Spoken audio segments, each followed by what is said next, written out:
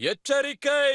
ஹிந்துஸ்தானின் ஷகன்ஷா, முகலாய பேரரசின் முடிசூடா மன்னர் ஜலாலுதீன் முகமது அவர்கள் வந்து கொண்டிருக்கிறார்.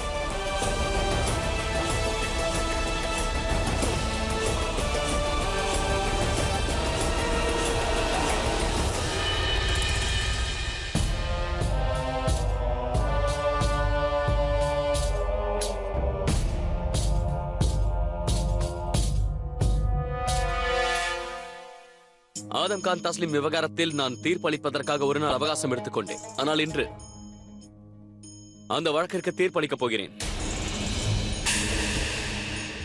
இந்த பிரச்சனையின் ஆணி வேர் வரை செல்வதற்காகத்தான் நான் ஒரு நாள் அவகாசம் எடுத்துக்கொண்டேன். சரித்திரத்தில் பழைய சட்டங்கள் மாற்றப்பட்டு புதிய சட்டங்கள் இயக்கப்பட்டிருக்கிறது. காலம் சென்ற எனது பாட்டனார் பாபர் அவர்கள், காலம் சென்ற எனது தந்தையாரும் மக்களின் நலனுக்காக புதிய சட்டங்களை கொண்டு வந்துள்ளார்கள். இப்போது நானும் ஒரு சட்டத்தை இயக்கவிருக்கிறேன். அந்த சட்டம் இன்றிலிருந்து ராஜ்யத்தில் அமல்படுத்தப்படவிருக்கிறது. பிரஜைகள் அதை அல்லாவின் ஆணையாக பின்பற்ற வேண்டும். நான் ஒன்றை கவனித்தேன். சிறு வயதில் திருமணம் செய்வதென்பது ஒரு விதமான கொடுமைதான். அது பெண்கள் வாழ்க்கையில் விளையாடுவதற்கு சமமாகும். எந்த பெண்ணுக்கும் 14 வயது முடிவதற்குள் திருமணம் செய்ய நான் தடை விதிக்கிறேன். அதுதான் அந்த சட்டம். இந்த சட்டத்தை மீறுபவர்கள் தண்டனைக்குரியவர்கள் ஆவார்கள். அது அந்த பெண்ணின் தந்தை, தாய், யாராக இருந்தாலும் சரி.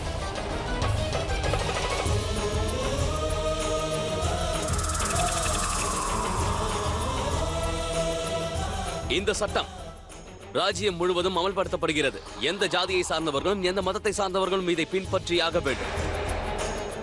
எந்த நிலையிலும் எந்த சூழலிலும் சிறிதும் விலக்கு அளிக்கப்படாது. அக்கா அவர்களே,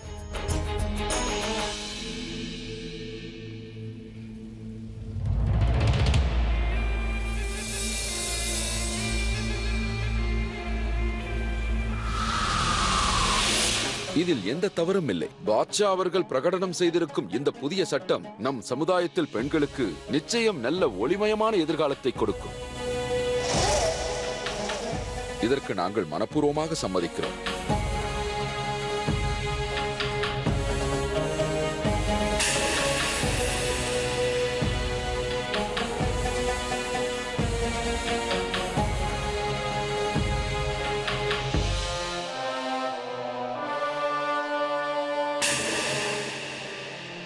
இந்த சட்டத்தின் நகல்களை ராஜ்யத்தின் அனைத்து இடங்களுக்கும் அனுப்பி வையுங்கள். ஒவ்வொரு நகரத்திலும் கிராமத்திலும் இந்த சட்டத்தை அனைவருக்கும் படித்து காட்டுங்கள். தங்களுடைய கட்டளை ஷஹன்ஷா. இந்த சட்டம் அமலுக்கு வந்துவிட்டதால் நமது ஆதம் கான் தஸ்லீமை இப்போது நிக்கா செய்து கொள்வது இயலாது.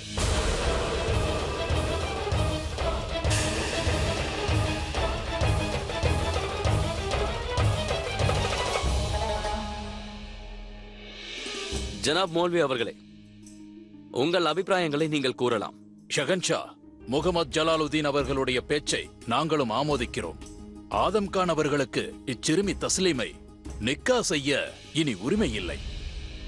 ஒரு விண்ணப்பத்தை கொடுக்க அனுமதிக்க வேண்டும். அனுமதி தருகிறேன். தங்களுடைய தீர்ப்பில் எனக்கு உடன்பாடில்லை. எனக்கு நடக்கும் அநியாயம் இது. ஆதம் கான், ஒன்றை நினைவில் வைத்துக்கொள். அல்லாவின் பிரதிபிம்பம் முன் நின்று கொண்டிருக்கிறாய். ஷஹன்ஷாவின் கட்டளையை ஏற்கவில்லை என்றால் அவரை அவமதிப்பதற்கு சமமாகும். இது ஒரு பெரிய குற்றம். தயை கூர்ந்து மன்னியுங்கள் அக்கா அவர்களே. ஆதம் கான் கூறுவதில் எந்த குற்றமும் இல்லை. வழக்கில் இருப்பவர்கள் பேசக்கூடாது என்று எந்த சட்டத்திலும் இல்லை. தான் ஷஹன்ஷாவின் கட்டளையோடு ஒத்துப்போவதில்லை என்று மட்டும்தான் ஆதம் கான் கூறினான். அக்கா அவர்களே, ஆதம் கானுக்கு தனது கருத்தை கூற உரிமை இருக்கிறது. கூறு ஆதாம். நன்றி ஷெஹன்ஷா. நீங்கள் இந்த சட்டத்தை ஏற்றுவதற்கு முன் பல ஆண்டுகளாக நமது ராஜ்யத்தில் இது போன்ற நிக்காக்கள் நடந்து கொண்டுதான் இருந்திருக்கின்றன. நேற்று வரை நமது முகலாய ராஜ்யத்தில் தோற்றுப்போன நாடுகளில், நேரடியாக சொன்னால் ஆமீரில் கூட இது போன்ற நிக்கா நடந்திருக்கிறது. அப்போது யாரும் மறுப்பு தெரிவிக்கவில்லை. ஆதம் கானுக்கு தேவை என்றால் சட்டம் தடுக்கிறது. எனது சம்பந்தமான விசாரணை ஏற்கனவே நிலுவையில் இருந்ததால் இந்த புதிய சட்டத்தை நான் ஏற்க மாட்டேன். அனைவரும் சட்டத்திற்கு அடிபணிய வேண்டும் ஆதம் கான்.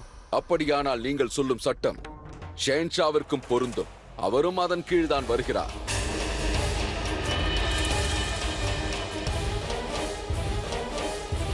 போதும், நிறுத்து ஆதம் கான். நீ வரம்பு மீறி பேசுகிறாய். அனைத்து ராஜ்யங்களிலும் ஒரு நியதி இருக்கிறது. ஷஹன்ஷா அவர்கள் அனைத்து சட்ட திட்டங்களுக்கும் அப்பாற்பட்டவர். அவர் கூறும் வார்த்தைகள் சட்டமாகிறது. பாட்ஷா என்றால் ஜில்லேலாகி, குதாவின் பிரதிபிம்பம், பிரஜைகளுக்கு அப்பாற்பட்டவர். ஆகையால் பிரஜைகளுக்காக இயற்றப்பட்ட சட்டங்கள் அவருக்கு கிடையாது. பாட்ஷாவின் முடிவுகள் என்றும் மாற்றிக்கொள்ளப்படாது. அதை எதிர்த்து யாரும் கேள்வியும் கேட்கக்கூடாது. பாட்ஷாவின் தீர்ப்பை மாற்றுவதற்கோ அல்லது அதை எதிர்ப்பதற்கோ பாட்ஷா ஒருவருக்கு மட்டும்தான் தகுதி இருக்கிறது. சுபேதார் பதவியில் இருப்பதால் இந்த விஷயம் உனக்கும் நன்றாக தெரிந்திருக்கும் ஆதம் கான். பாட்ஷாவின் வழியை பாட்ஷாவே தான் தேர்ந்தெடுப்பார், மக்களோ சுபேதார்களோ அல்ல. அடுத்த முறை இப்படி ஒரு தவறு நடந்தால், மறுபடியும் இது போன்ற குற்றத்தில் ஈடுபட்டால் உனக்கு தக்க தண்டனை வழங்கப்படும். பாட்ஷா குதாவின் பிரதிபிம்பமாக இருக்கலாம். அப்பேற்பட்ட பிரதிபிம்பமே சட்டத்தை மதிக்கவில்லை என்றால் வேறு யார் மதிப்பார்கள்? பிரஜையானாலும் சரி, பாட்ஷா ஆனாலும் சரி, அனைவருக்குமே சட்டம் பொதுவானது. நாங்கள் அட்கா அவர்களுடைய பேச்சை தான் ஏற்கிறோம். ஷெகன்ஷா சட்டத்திட்டத்தை விட உயர்வானவர். அதை நாங்களும் ஒப்புக்கொள்கிறோம். நிச்சயமாக, நிச்சயமாக.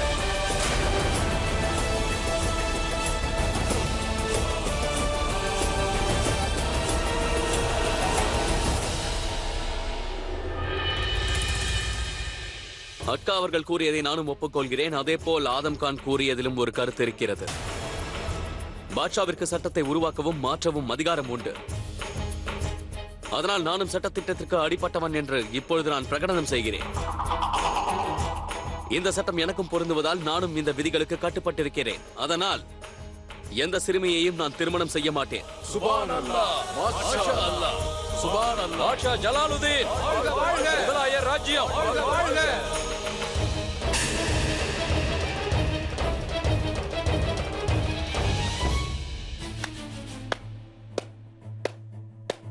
மிகவும் அற்புதம் பாட்ஷா அவர்களே.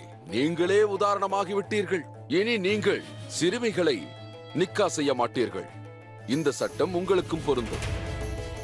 ஆனால் இதற்கு முன்பு தாங்கள் செய்த குற்றம் என்னவாகும்?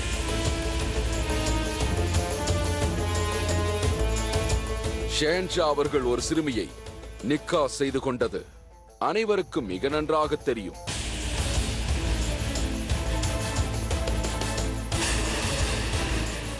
தாங்கள் ருக்கையாவை நிக்கா செய்த பொழுது தங்களுடைய வயது வெறும் 11 தான்.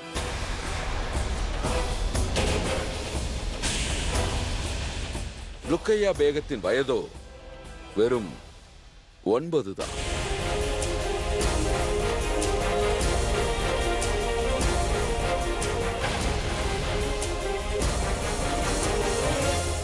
அப்படி என்றால் இந்த சட்டத்தின் கீழ் ஷெஹன்ஷாவும் வருவார். ஷெஹன்ஷா செய்தது குற்றம் இல்லையா? ருக்கையா பேகத்தை அவர் செய்து கொண்ட நிக்காஹ் முறையற்றதல்லவா? சட்டத்தின்படி குற்றம் அல்லவா? ஆதம் கான்,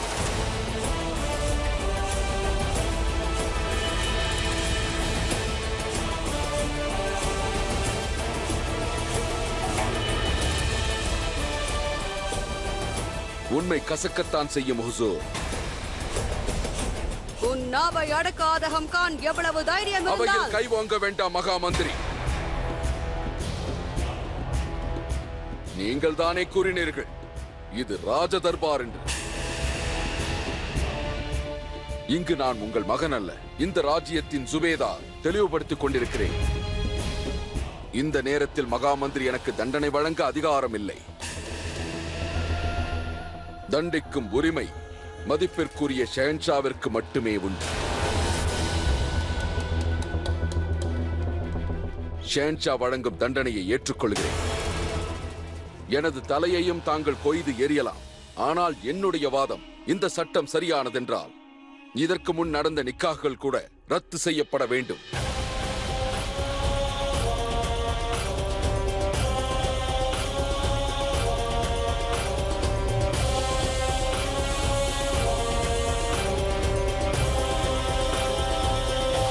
அந்த நிக்காகை ஷெஹன்ஷா அங்கீகரித்தால் இந்த சட்டத்தில் எனக்கு உடன்பாடில்லை.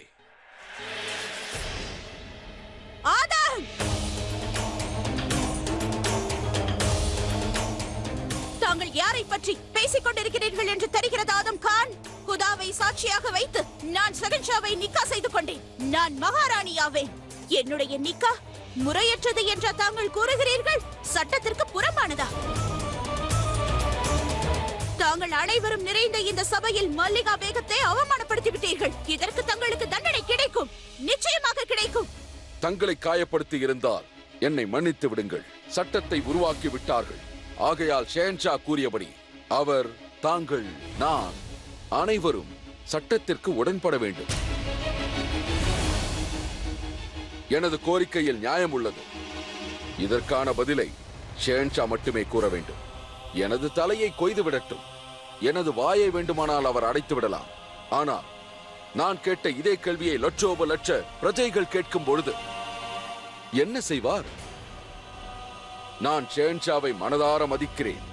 ஆனால் ஷெஹன்ஷா இதை ஏற்காமல் எனது தலையை கொய்ய எண்ணினால் தண்டனையை மனப்பூர்வமாக ஏற்றுக்கொள்கிறேன்.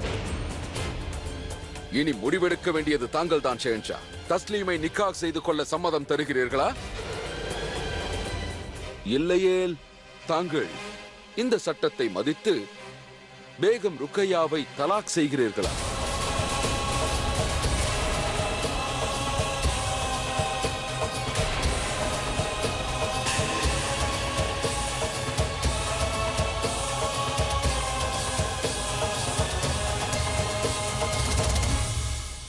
முடிவு எதுவானாலும் மனப்பூர்வமாக ஏற்கிறேன். எனக்கு விடை கொடுங்கள். ஷெஹன்ஷாவிற்கு வெற்றி உண்டாகட்டும்.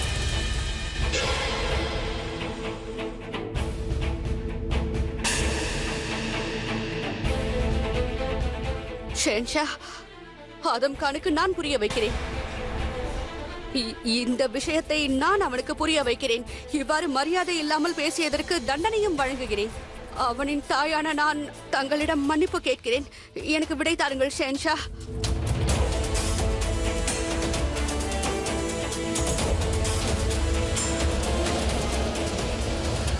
மன்னிக்கும் அளவிற்கு அந்த ஆதம் கான் செய்தது சிறிய தவறல்ல ஜலால். நான் தங்கள் மீது கோபமாக இருக்கிறேன். தாங்கள் ஏன் அமைதியாக இருந்தீர்கள் ஜலால்?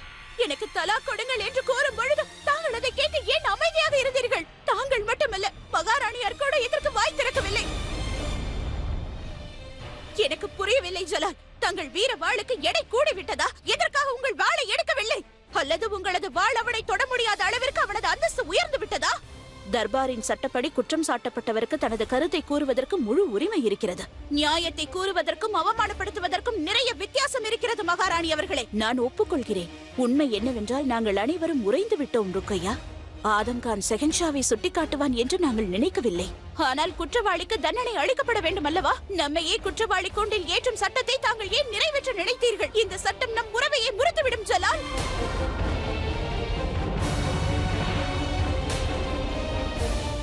சற்று பொறுமையாக இரு ருக்கையா பேகம். இப்படி கூறுவதற்கு என்னை மன்னித்து விடுங்கள். தாங்கள் இப்படி கூறுவீர்கள் என்று நான் எதிர்பார்க்கவில்லை. ஜோதா பேகத்தின் விஷயத்தில் மட்டும் இடையில் தாங்கள் எடுத்து பேசினீர்கள். அப்பொழுது நீங்கள் தர்பாரின் விதிமுறைகளை மீறவில்லையா? ருக்கையா பேகம், தாங்கள் போதும். பேசாதே ஜோதா பேகம்.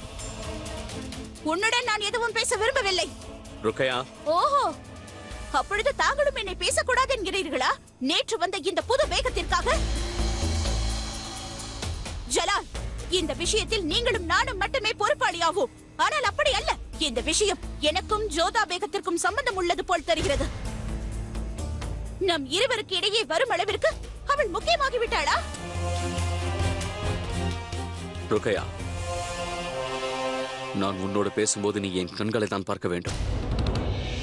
நான் ஒன்றை பலமுறை கூறியிருக்கிறேன், இப்பொழுது மீண்டும் கூறுகிறேன், கேளுங்கள்.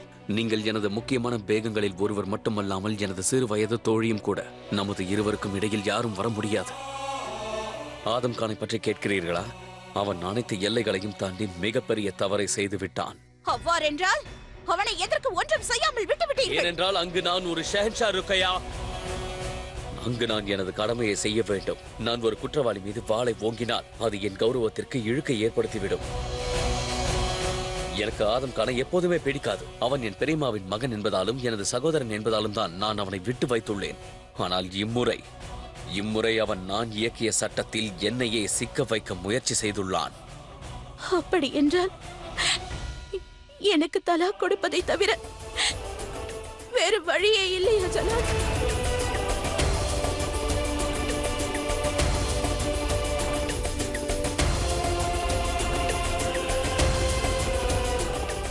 சரி, ஜோதா பேகம் கொடுத்த புகாரின் அடிப்படையில்தான் விஷயம் இந்த அளவிற்கு வந்திருக்கிறது. பிறகு இன்னொரு பேகம் புகார் செய்தால் பிரச்சனை மக்கள் வரையில் வந்துவிடும். அப்படியென்றால் இந்த விஷயத்தில் தாங்கள் ஒன்றும் செய்ய முடியாதல்லவா? ஆனால் நான் ஒன்றை செய்வேன். ஷெஹன்ஷா ஒன்றை கண்டிப்பாக செய்தாக வேண்டும். தனது பேகத்திற்கு அவர் நிச்சயம் பதில் கூறியே ஆக வேண்டும். இந்த முறை அந்த பேகம் குறை கூறப் போவது ஷெஹன்ஷாவை எதிர்த்து.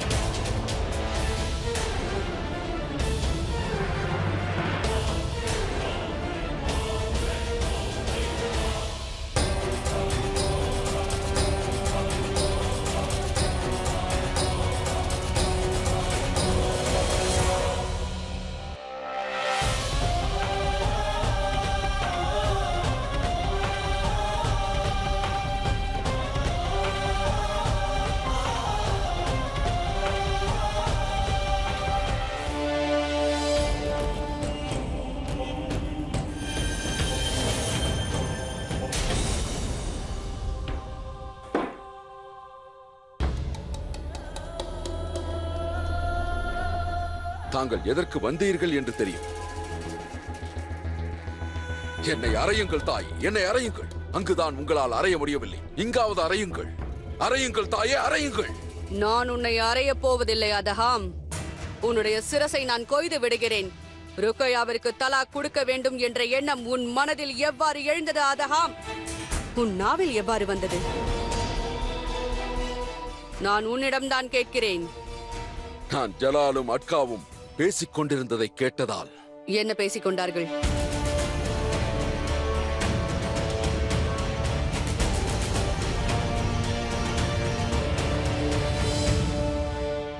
முதலில் தலையை குனிந்து நில்லாதஹாம். உன்னைத்தான் கூறினேன்.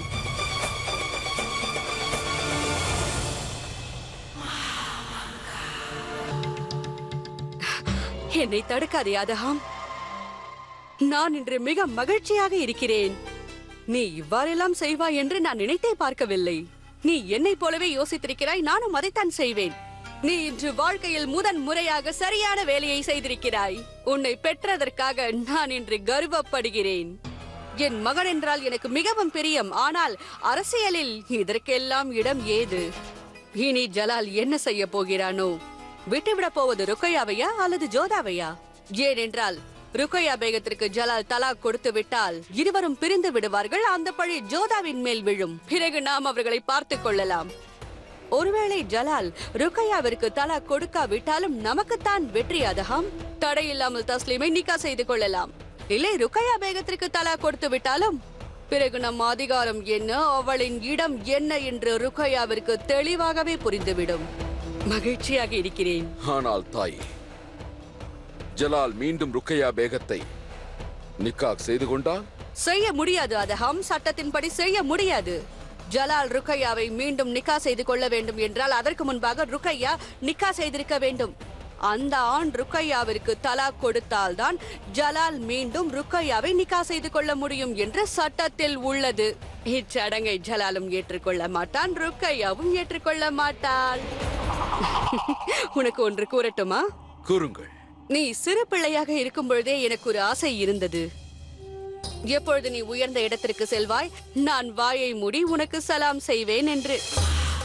இன்று அந்த நாள் வந்துவிட்டது. அதனால் இன்று உங்களுடைய தாயான நான் உங்களின் முன்பு நின்று ஆதகம் கான் அவர்களே உங்களுக்கு சலாம் என்று கூறுகிறேன். தாயே, ஏன் இவ்வளவு கவலையாக இருக்கின்றாய்? நான் என் தலையெழுத்தை நினைத்து வருத்தப்படுகின்றேன் மூர்த்தி. நான் நல்லது நினைக்கும் பொழுதெல்லாம் ஏன் இவ்வாறு பிரச்சனை எழுகிறது? தஸ்லீமின் வாழ்க்கையை காப்பாற்றுமாறு நான் ஷெஹன்ஷாவிடம் வேண்டிக் கொண்டேன். ஆனால் நடந்தது, ருக்கையா பேகமின் மனதை நான் காயப்படுத்தி விட்டேன். அவர் மிகவும் நேசிக்கும் ஒரு மனிதரை, அவரோடு கொண்டுள்ள உறவு என்னால் முறிந்து போகிறது என்றால் எவ்வாறு அவரால் அதை ஏற்றுக்கொள்ள முடியும்? இது அனைத்திற்கும் காரணம் அந்த ஆதம் கான் தான். சேஞ்சா அவனை தர்பாரிலேயே கொன்றிருக்க வேண்டும். அவன் செய்த தவறால் அனைவருக்கும் பிரச்சனையாகிவிட்டது. எப்பொழுது நான் ஆதம் கானை பற்றி யோசிக்கவில்லை மோத்தி. ருக்கையா பேகமை பற்றி தான் யோசிக்கிறேன். தெரிந்தோ தெரியாமலோ அவருடைய துன்பத்திற்கு காரணம் நானாகிவிட்டேன். அவ்வாறு நினைக்காதே ஜோதா. ஏன் நீ தவறு செய்ததாக நினைத்துக் கொள்கிறாய்? இதில் உன் தவறு என்ன இருக்கிறது? என் தவறு ஏதுமில்லை என்று அறிவேன். இந்த தவறு யாருடையது அதையும் நான் நன்கு அறிவேன். யாருடையது?